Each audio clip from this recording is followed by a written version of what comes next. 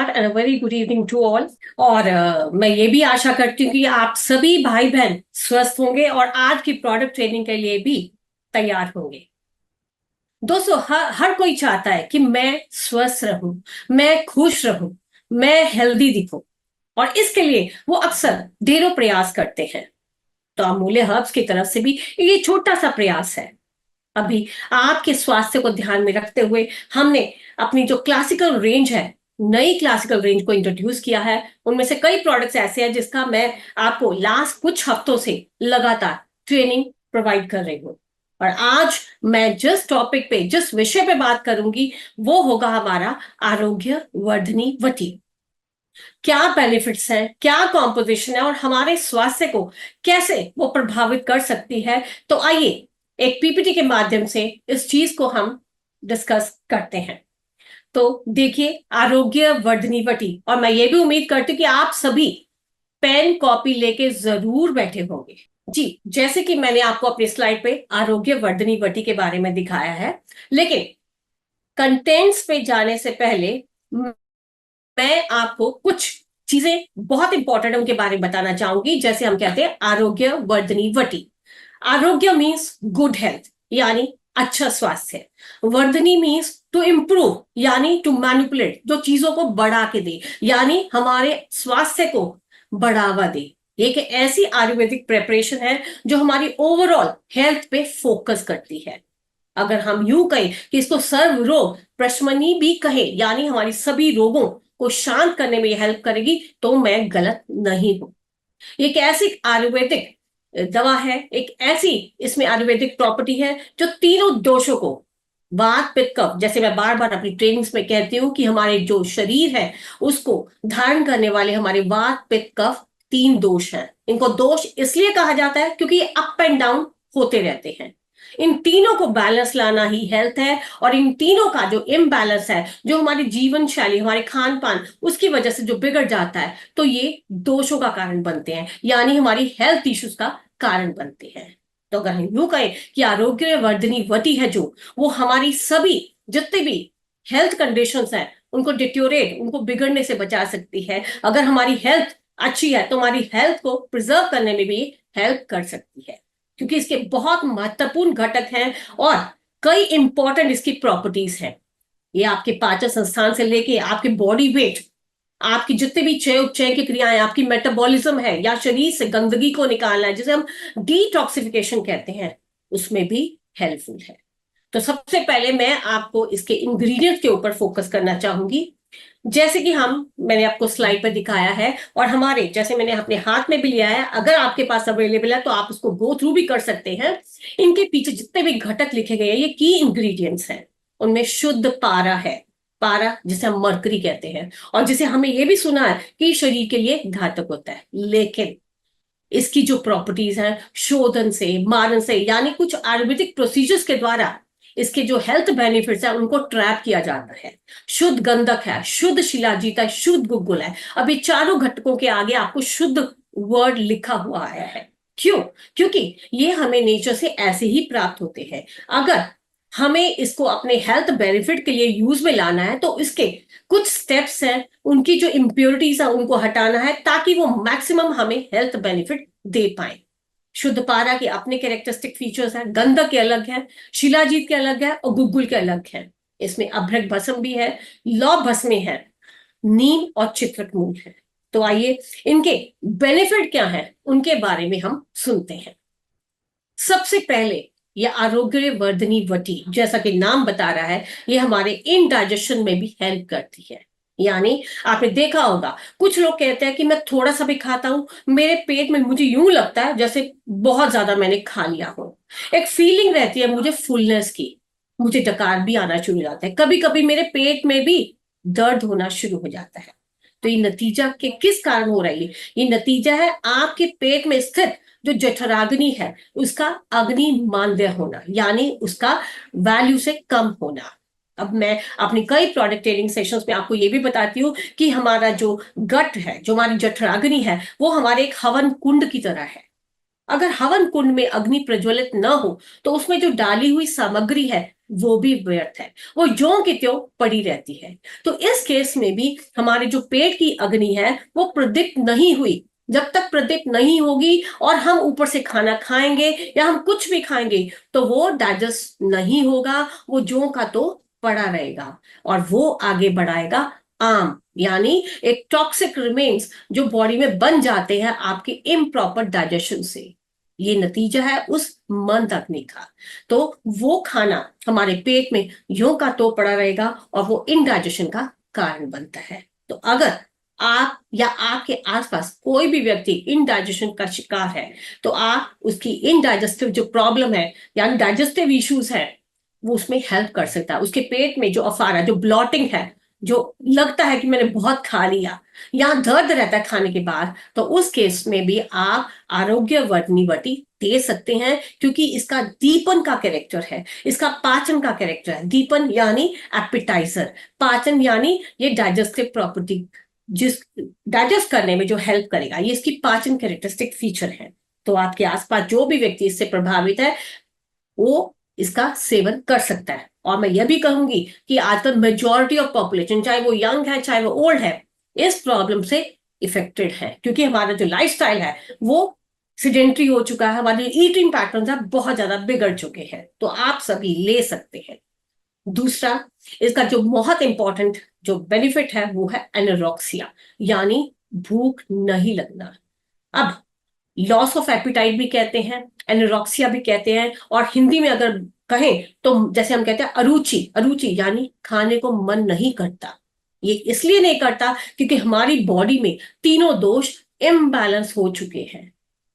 कुछ फैक्टर्स ऐसे हैं जैसे इनकम्प्लीट डाइजेशन ऑफ फूड, यानी जैसे मैंने मंद अग्नि बताया आपको, हमारी जो डाइजेस्टिव फायर है वो पूरी तरह प्रज्वलित नहीं थी, वो कारण भी भूख न लगने का है। या हमारे पेट से जो स्राव आते हैं जो डाइजेशन में हेल्प करेंगे, उनकी जो क्वांटिटी है वो इनसफिशिएंट है, यानी वो कम मात्रा में सक्रीट हो रहे हैं।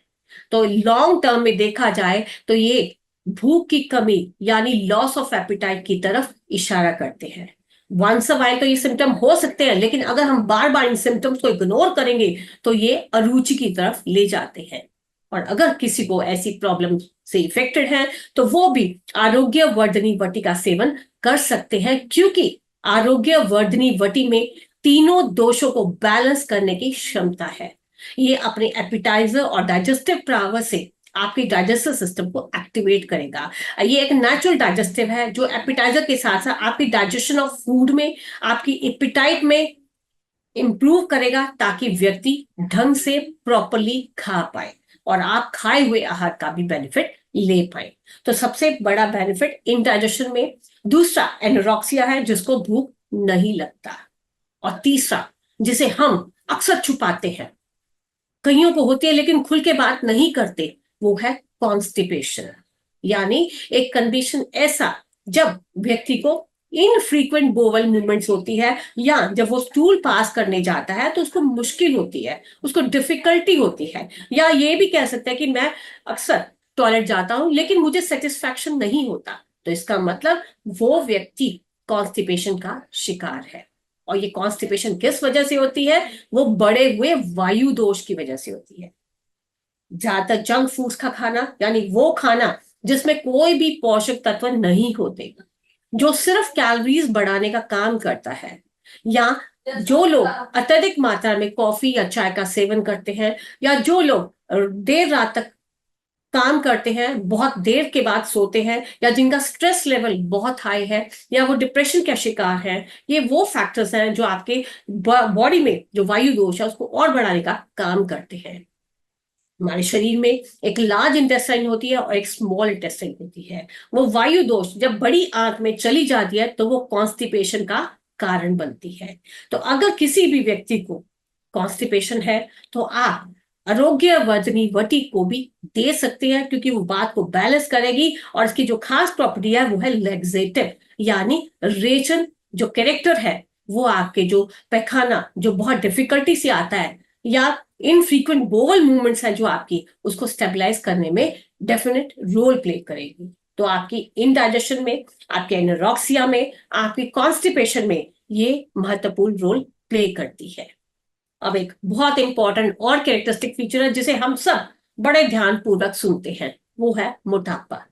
ओबेसिटी एक कंडीशन ऐसी है जो हमारी बैड ईटिंग हैबिट्स और लैक ऑफ फिजिकल एक्टिविटी, यानी जो शारीरिक श्रम है हम नहीं करते। हम भले ही चेयर पे बैठ के अपने लैपटॉप्स, अपने कंप्यूटर्स पे काम करते हैं, हम फिजिकल इनएक्टिव होते हैं लेकिन मेंटली ओवर एक्टिव होते हैं।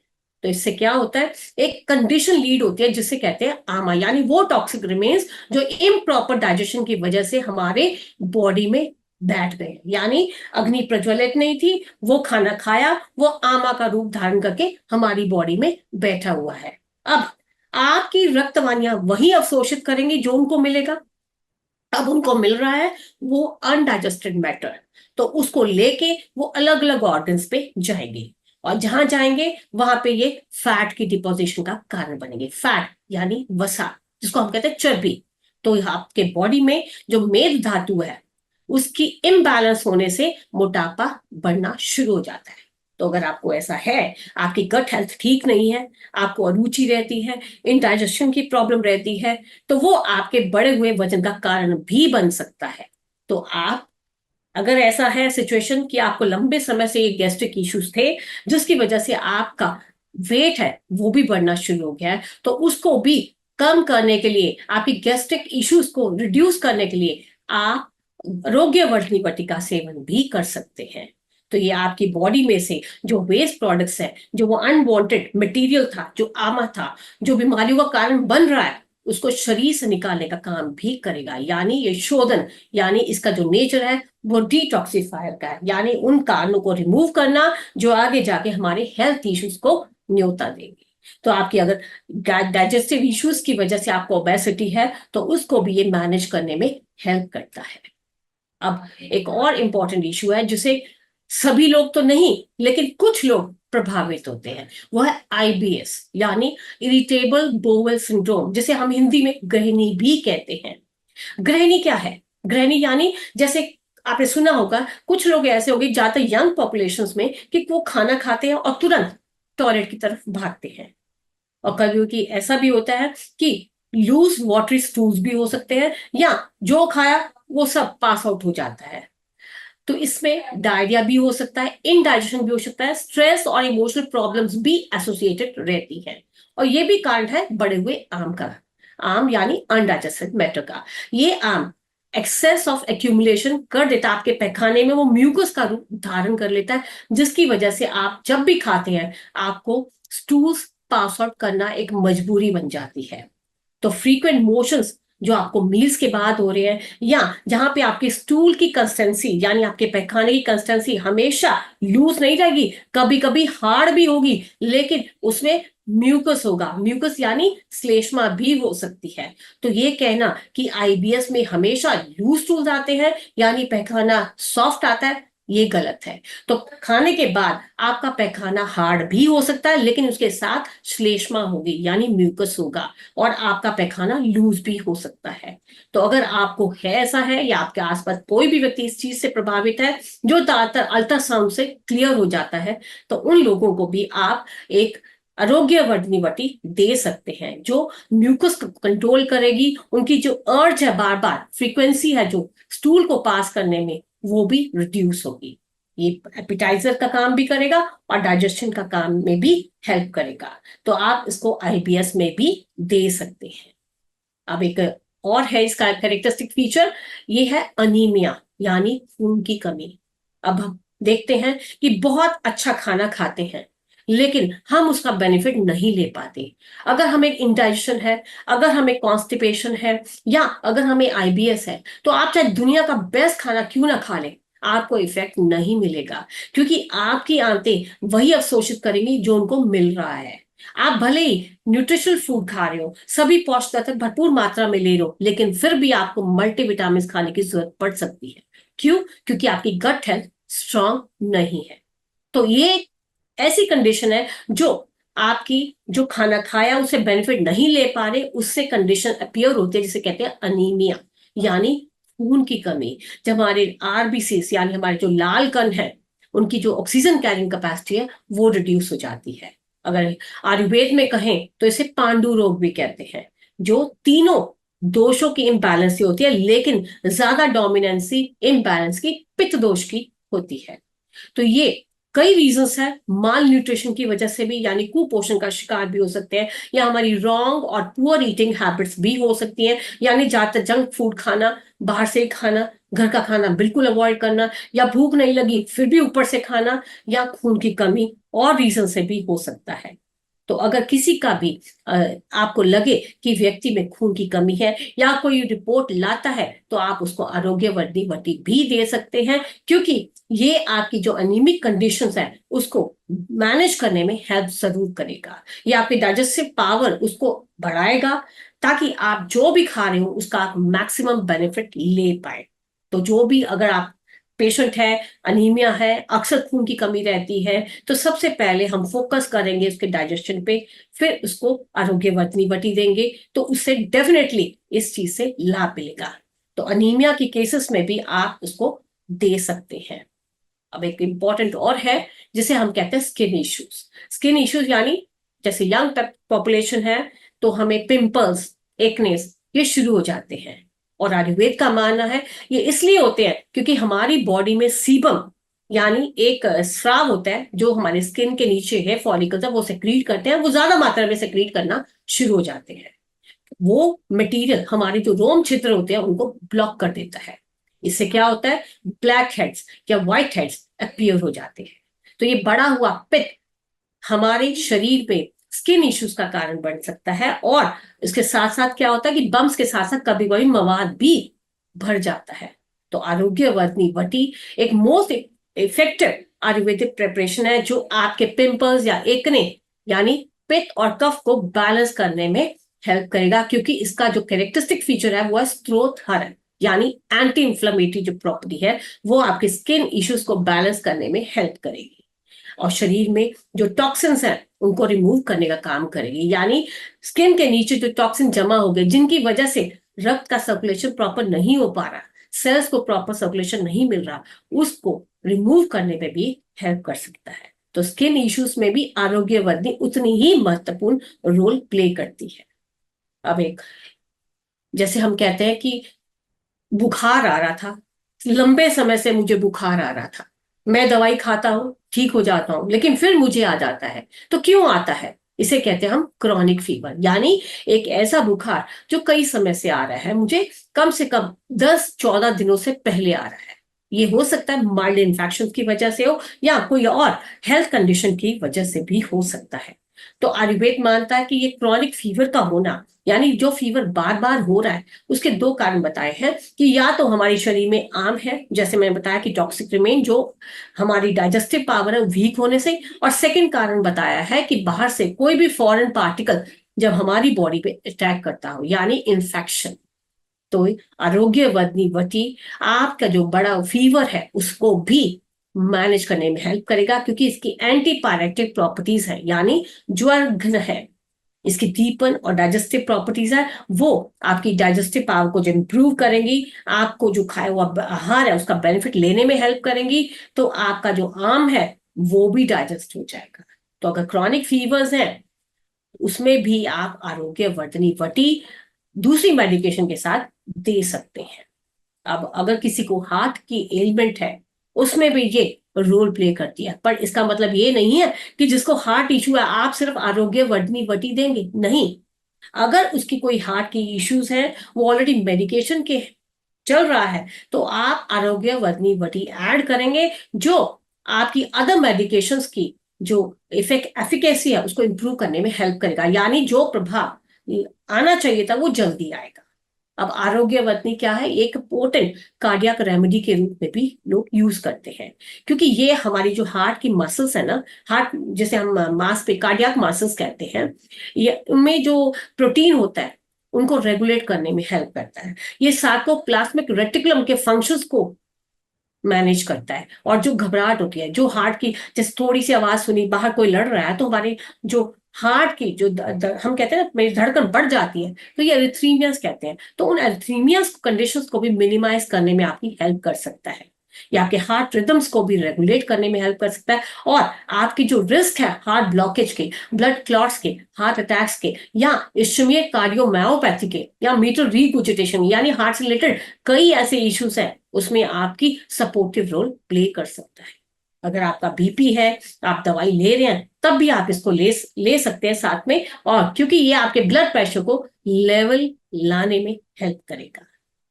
अगर मैं सारी अपनी जो ट्रेनिंग है उसको समराइज करूं, तो हम किस में दे सकते हैं? हम इसको दे सकते हैं अनोरेक्सिया में, यानी जहां भूख की कमी हो, पुअर एपेटाइट यानी खाया हुआ नहीं पचता हो, फैटी लिवर, बहुत लोगों को प्रॉब्लम आती है, फैटी लिवर ग्रेड 1 आता है, फैटी लिवर ग्रेड 2 आता है, जो हमारे लिवर के एनलार्जमेंट को शो करता है, यानी लिवर से रिलेटेड इश्यूज में भी आप दे सकते हैं।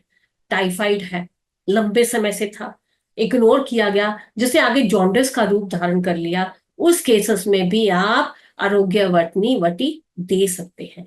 और कई तो ऐसे आएंगे जिनको हेपेटाइटिस है, तो आप सपोर्टिव रोल में आरोग्यवर्धिनी वटी को हेपेटाइटिस पेशेंट में भी दे सकते हैं। या जिनको क्रॉनिक फीवर्स हो, अभी एक तो होता है बुखार अभी आया, जैसे हम वायरल फ्लूज कहते हैं, 2-4 दिन हुए। एक होता है कि बुखार लंबे समय से आ रहा हो, उनको कहते हैं क्रॉनिक फीवर्स। तो क्रॉनिक फीवर्स में आप दे सकते हैं। कॉन्स्टिपेशन है, उसमें भी दे सकते हैं। और गट इश्यूज नहीं ठीक थे, इसलिए मोटापा हुआ, तो आप फैट बर्नर के रूप में भी व्यक्ति को दे सकते हैं।